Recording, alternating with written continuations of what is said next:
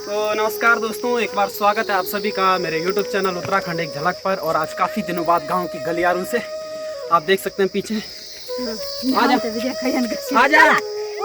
आजा। तो ये बालिका जो है ये ऐसा लग रहा है जैसे सन 1990 की बालिका, जो मतलब काफ़ी डरती है। देखो पता नहीं क्यों डर जाती है ये, आजकल के बच्चे वैसे डरते हैं नहीं। और ये है पहाड़ी जनजीवन, आप देख सकते हैं।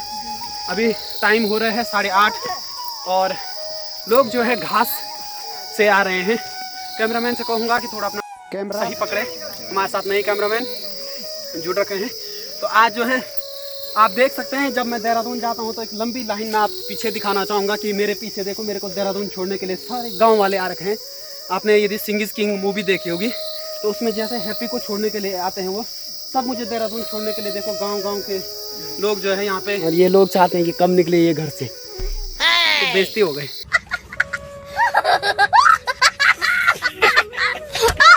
तो ये ऐसा माहौल है आज भी गांव में कि जब मैं देहरादून के लिए निकलता हूँ तो काफ़ी लोग मुझे छोड़ने के लिए, ताई जी, बुआ जी, माता पिताजी और गांव वाले सब आ रखे हैं। यहाँ तक कि जो कैमरामैन है वो भी मुझे छोड़ने के लिए बोला कि भाई तुम जा रहे हो तो चलते चलते मैं एक शूट करूँगा। तो देहरादून का सफ़र और बने रही है और साथ में दर्शन करेंगे। जैसे आते वक्त हम धारी देवी के दर्शन किए तो हमने, वैसे जाते समय भी आपको धारी देवी के दर्शन करवाएंगे। तो बने रहिए वीडियो में, चलते चलते देखते हैं देहरादून कब तक पहुँचेंगे। यदि चैनल पर नए हैं तो सब्सक्राइब करना ना भूलें, बेल आइकन को प्रेस करें। वीडियो पसंद आए तो लाइक कीजिएगा, शेयर कीजिएगा। और गाइस ये है अपने गांव की पार्किंग, आप देख सकते हैं तिरपाल पूरा फट गया है। तो गांव में होता है बाइक के साथ काफ़ी छेड़खानी हो जाती है।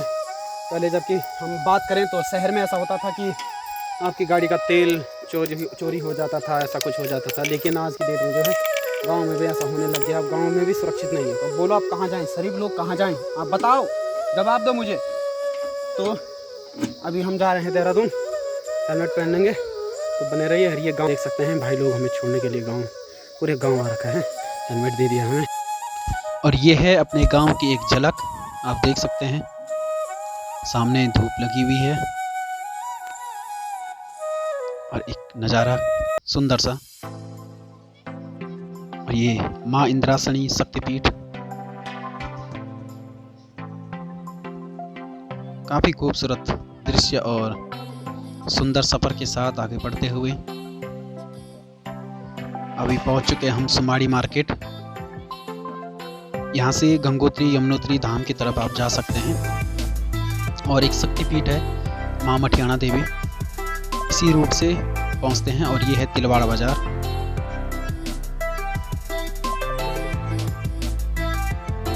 आप सामने देख सकते हैं एक सुंदर सा नज़ारा, तिलवाड़ा बाज़ार, पहाड़ियों के बीच में मेन स्टेशन। यहाँ से आपको हरिद्वार, ऋषिकेश और दिल्ली की सेवाएं आसानी से उपलब्ध हो जाएंगी। सफ़र धीरे धीरे आगे बढ़ रहा है और ये भटवाड़ी शहर में पहुँचे, लेकिन यहाँ पर काफ़ी जाम लगा हुआ है और अभी तक जेसीबी नहीं है। तो हमें दूसरा कोई रास्ता चुनना पड़ेगा। तो यहाँ से फिर वापस जाना पड़ेगा 8 किलोमीटर और उसके बाद हम चलेंगे जवाड़ी बाईपास की तरफ से, जो सीधे पहुँचाएगा रुद्रप्रयाग। आप देख सकते हैं बहुत ज़बरदस्त जाम लगा हुआ है दोनों तरफ। और कह रहे हैं कि अभी इस जाम को खुलने में लगभग 1.5 घंटे बाद जेसीबी आएगा, तो 1.5 घंटा और लगेगा, यानी 3 घंटा। तो इस सफ़र को यहीं छोड़ते हैं, फिर वापस चलते हैं क्योंकि हमें पहुंचना है देहरादून। और हम ये जवाड़ी बाईपास से जाते हुए सुंदर सा नज़ारा आप सामने देख सकते हैं, बादल लगे हुए हैं। और ये है धर्मोला, हम पहुंच गए हैं। स्विलीसेम की पहाड़ियां सामने से दिखती हुई स्विलीसेम गांव है जो भड़दार में पड़ता है, भड़दार क्षेत्र में। और ये सफ़र थोड़ा लंबा रहेगा रुद्रप्रयाग तक का, लेकिन काफ़ी खूबसूरत वादियाँ यहाँ पर। और आज खूबसूरत लगता हुआ ये नज़ारा बारिश के बाद। ये देखिए, ये जाम वो है भटवाड़ी शहर में जिसको हम छोड़ के आए हैं। यदि हम नीचे रहते तो अभी हम वहीं फंसे रहते, लेकिन हमने दूसरा रास्ता चुना जवाड़ी बाईपास का। और अभी भी जेसीबी नहीं आया है। आप देख सकते हैं बहुत लंबा जाम, लगभग 3 से 4 किलोमीटर के दायरे में लगा हुआ है। और ये रास्ता थोड़ा सिंगल है, आप देख सकते हैं। तो यात्रा के लिए भी ये एक वैकल्पिक मार्ग हो सकता है यदि ऐसी परिस्थिति आती है भटवाड़ी शहर के बीच। तो यहाँ पर सरकार को इस सड़क के चौड़ीकरण इसको करना चाहिए ताकि ये वैकल्पिक मार्ग हो, और क्योंकि ऑल वेदर में तो टूट फूट हो ही रही है, तो आने वाले समय में ये एक अच्छा रास्ता बन सकता है। और पूरी ढलान है यहाँ पे, हालांकि थोड़ा संकरा मार्ग है। और यह पहुँच चुके हैं हम रुद्रप्रयाग बाईपास पर। अब तो स्पीड पकड़ेगी भाई गाड़ी।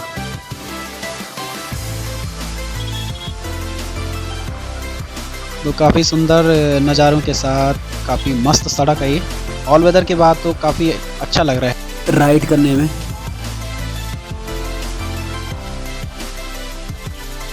और ये है रुद्रप्रयाग बाईपास, जहाँ पर आपको हरिद्वार, देहरादून, ऋषिकेश की जो बस होती हैं उनकी सेवाएं आसानी से मिल जाएंगी। काफ़ी सुंदर नज़ारा। और यह पहुँच चुके हैं हम कल्यासौड़ यानी माँ धारी देवी के स्थान पर। जैसा कि हमने बोला था, ये आप नीचे देख सकते हैं, माता के दर्शन कर सकते हैं। अलकनंदा नदी के बीच में यह मंदिर। और अब बढ़ते हैं हम आगे। ये श्रीनगर यानी थोड़ा आगे आने पर श्रीनगर और धारी देवी के बीच में ये ऊपर से लैंडस्लाइड हुआ, जिसके कारण कि लंबा जाम यहाँ पे लगा हुआ है। और आप देख सकते हैं जाम खुलते ही आप देख सकते हैं कितना लंबा जाम है। गाड़ियों की एक साइड लाइन बनी हुई है। ये देखिए, बाइक का यही फ़ायदा है, आप राइड करते हैं बाइक से तो यही फ़ायदा है कि आपको थोड़ी भी जगह मिले आप निकाल दे गाड़ी को अपनी। ओहो, बहुत लंबा जाम, बहुत लंबा जाम देखिए। और अभी मतलब सिर्फ बाइकें ही निकल पा रही हैं वहाँ से। बड़ी गाड़ियों को निकलने के लिए काफ़ी मशक्क़त और काफ़ी देर लग सकती है। तो ऑल वेदर के बाद थोड़ा बारिश होने पर भी सड़क बंद हो रही है, हालांकि आने वाले समय में तो काफ़ी अच्छा हो जाएगा ये। और सफ़र के साथ साथ अब हम पहुंच चुके हैं श्रीनगर।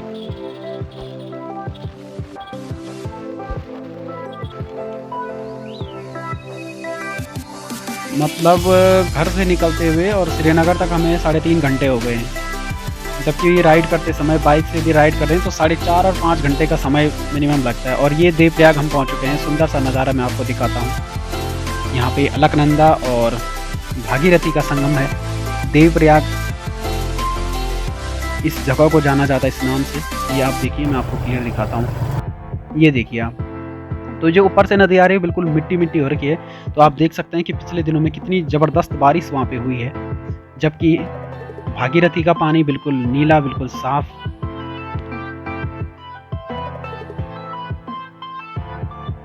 और ये है 3 धारा। यदि आपने इस रास्ते से गए होंगे तो आप अधिकतम देखते होंगे जो खाना खाने के लिए गाड़ियाँ रुकती हैं वो यहीं पर रुकती हैं। लेकिन हम यहाँ नहीं रुकेंगे क्योंकि हमने अपना टाइम कवर करना है और जल्दी पहुँचना है, तो इसके लिए हम रुकेंगे सीधे ब्यासी में। ये आप देखिए, यहाँ पर खाना बहुत अच्छा मिलता है और काफ़ी भीड़ होती है यहाँ पे। आने जाने वाले जितने भी यात्री हैं, जितने भी गाड़ी वाले हैं, वो यहीं पर रुकते हैं। और बारिश के बाद देखो मौसम बिल्कुल सुहाना सफ़र। तो लगातार चलने के बाद जो है हम पहुँच चुके हैं ब्यासी में। ये है होटल, तो हमने बैग हमने रख दिया है। काफ़ी धूल हो गया है यहाँ पे, पीछे आप देख सकते हैं। अभी खाना तैयार हो रहा है और यहाँ पे थोड़ा खाना खाएंगे और उसके बाद अब फिर हम निकलेंगे देहरादून की ओर।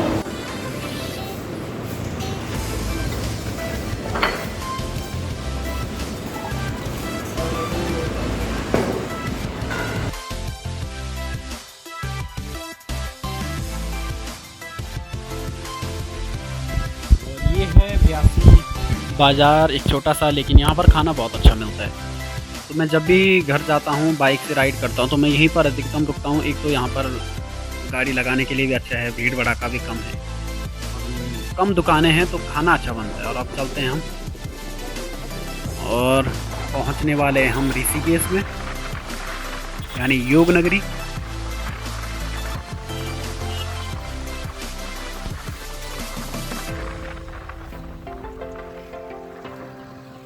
तो आपने जैसे वीडियो को आप बिना स्किप किए हुए अगर देख रहे हैं तो आपने देखा होगा कि ये अंतर होता है पहाड़ों और शहरों में। शहरों में आपको बिल्कुल भीड़ दिखेगी हर जगह, लेकिन अगर हम बात करें पहाड़ों की तो आप राइड कर रहे हैं तो आपके सामने नज़ारे होते हैं बहुत सुंदर।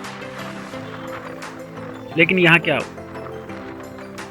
ऊंची ऊंची बिल्डिंगें और काफ़ी क्राउड वाला एरिया शहर। पहाड़ों में बिल्कुल शांति सुकून के साथ आप राइड कर सकते हैं और काफ़ी मज़ा भी आता है घुमावदार मोड़ के साथ।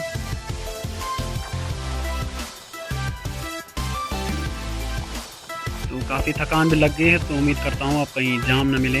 हालांकि आने वाले जो साल रहे हैं तो उनके मुकाबले में हम अगर पिछले सालों की बात करें तो जाम काफ़ी कम देखने को मिलता है, क्योंकि अब जगह जगह फ्लाईओवर और सड़क चौड़ी हो गई है, तो यह भी एक अच्छी बात है। तो हम नीचे आ गए हैं ऋषिकेश से, क्योंकि ऊपर सिग्नल था तो मैंने सोचा यहीं से निकल जाते हैं। और ये पहुंच चुके हम 7 मोड़ से पहले, यानी ऋषिकेश हमने क्रॉस कर लिया है। और देहरादून और ऋषिकेश के बीच का ये नज़ारा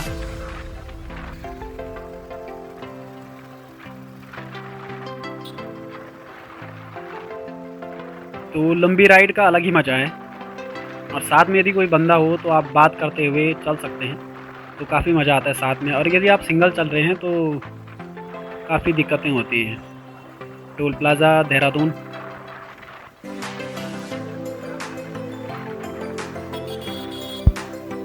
और ये जगह मैं कभी नहीं भूलता हूँ, क्योंकि इस जगह पे हुआ था अपना एक लंबा चालान, शायद 2000 रुपये फ़ाइन पड़ा था मुझे, क्योंकि मैं था ओवर स्पीड में, तो उस चक्कर में जो है।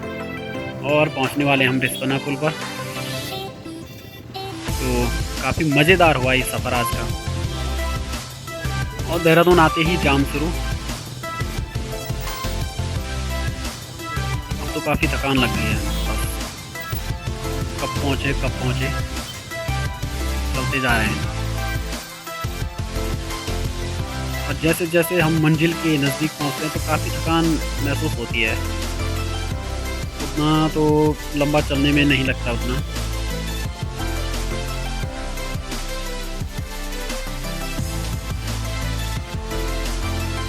देहरादून भी एक सुंदर जगह है, यहाँ पर घूमने के लिए बहुत कुछ है।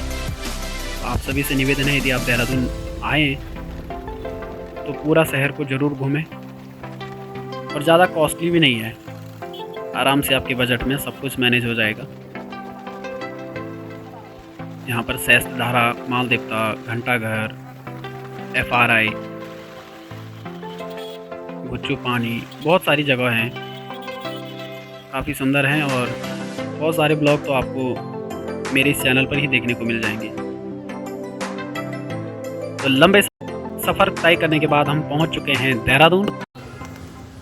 तो फाइनली गाइज मैं पहुंच चुका हूं देहरादून, और अभी तो मैं हूं प्रिंस चौक पर, और मुझे जाना है माल देवता।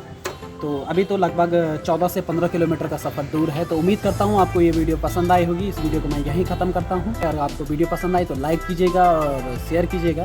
चैनल पर नहीं है तो सब्सक्राइब करना ना भूलें, बेल आइकन को प्रेस करें। मिलेंगे जल्दी अगली वीडियो में, तब तक के लिए अपना ख्याल रखें, स्वस्थ रहे, मस्त रहे। जय हिंद, जय उत्तराखंड।